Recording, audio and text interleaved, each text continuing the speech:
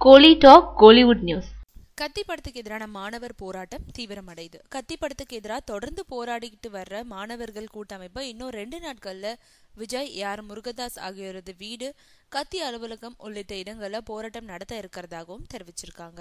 August 10ஆம் தேதி அன்னைக்கு இந்த அமைப்பு சார்பில் விஜய் வீடு முன்னாடி ஆர்ப்பாட்டம் மேற்கொள்ள இருக்கிறதா செய்திகள் வெளியாச்சு. அது காரணமா விஜய் வீட்டுக்கு பலத்த போலீஸ் பாதுகாப்பு போடப்பட்டது.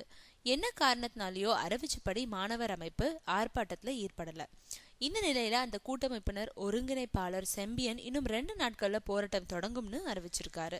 நாங்க கத்தி படத்துக்கு எதிரான போராட்டத்துல எந்த ஒரு காரணத்தை கொண்டும் பின்வாங்க போறதில்ல.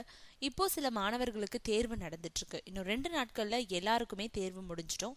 அதுக்கப்புறம் எல்லா மாணவர்கள் அமைப்புகளையும் ஒருங்கிணைச்சு விஜயோட வீடு, இயக்குனர் AR முருகதாஸோட வீடு, விஜய் மக்கள் இயக்கம் அலுவலகம், டி நகர்ல உள்ள லைக்கா நிறுவனத்தோட அலுவலகம், அடையார்ல உள்ள லைக்கா அலுவலகம்னு எல்லா இடங்கள்லயும் பெரிய அளவுல ஆர்ப்பாட்டம் நடத்த இருக்கும்னு தெரிவிச்சிருக்காங்க.